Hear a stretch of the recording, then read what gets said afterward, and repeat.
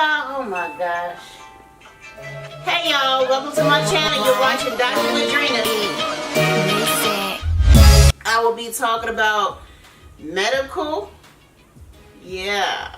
Things that you can find at your pharmacy, things you can find over the counter, just important things that you need to pack with you just in case anything happened to you or your family. It's just keeping you alert and just keeping you safe, keeping you as healthy as possible while you're cruising. So I'm just going to jump right into it. So the first thing you need to do is pack all of your medication. Don't just pack what you need. You need to pack all of it. Just in case your luggage get lost, it'll be very rough for you. Carry all of your medication and your carry-on in your purse and your backpack, whatever you have with you. Next thing I would advise for you to have is some type of organizer kit.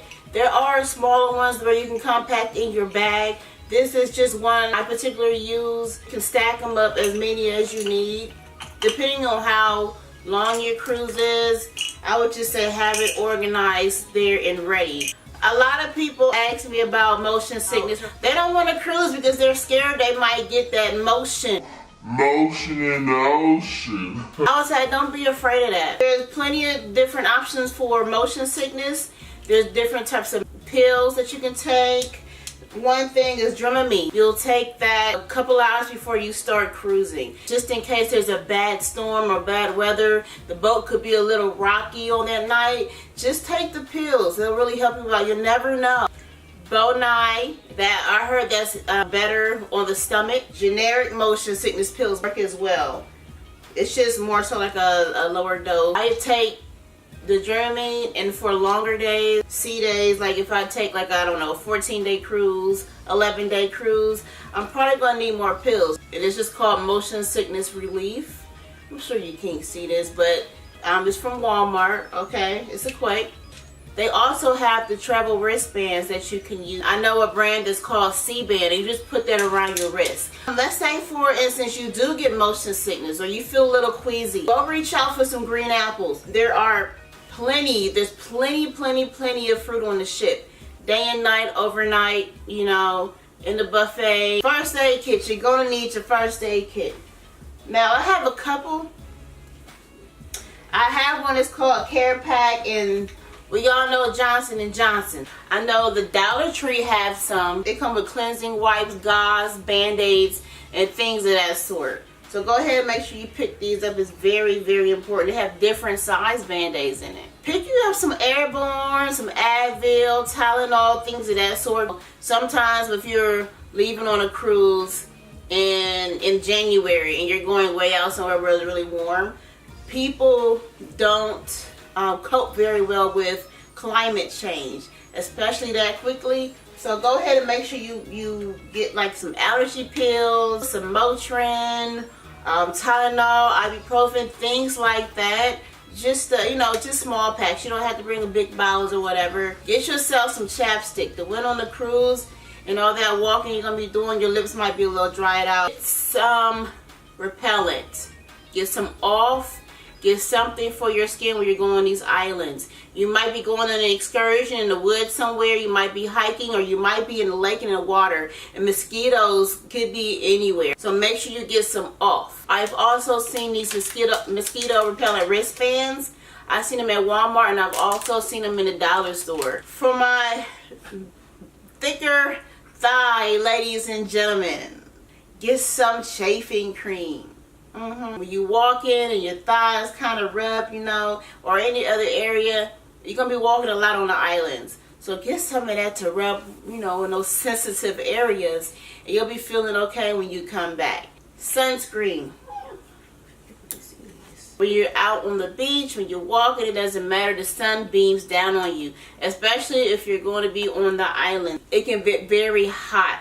Make sure they're at least 50 SPF. Put it all on your body, spray it on your back, your feet, your toes, your fingernails, whatever you need to put it. Do not leave the house without it. Even people who have toned skin like mine, it's very important to still have some sunscreen because we can get burned too. Our skin can damage from the sun. So please, everyone around the globe, put on sunscreen. If for some reason you get a burn from the sun, get some aloe vera gel.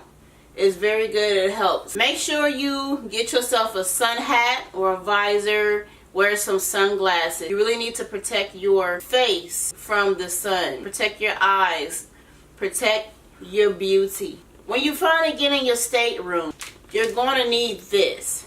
You're going to need some type of bleach wipes, some sanitary wipes, disinfectant wipes, however you want to say it. You want to wipe down your stateroom. As soon as you see that shit roll up, you're going to see people coming off, and you're going to be getting right on. You will have a wonderful, wonderful, wonderful stewardess, and he or she will clean the heck out of your room. They do a wonderful job. They greet you, and they know your name from day one. So wipe down everything in your room, from knobs to surfaces in your bathroom. Wipe down every single thing that you can possibly touch. If you get you a UV light, a black light, just to see if there's any stains. You can just see if there's any stains or anything on the bed, or if anything you believe is not clean before you settle down in your stateroom. It's perfect if you are in an inside stateroom. That way it can get pitch black.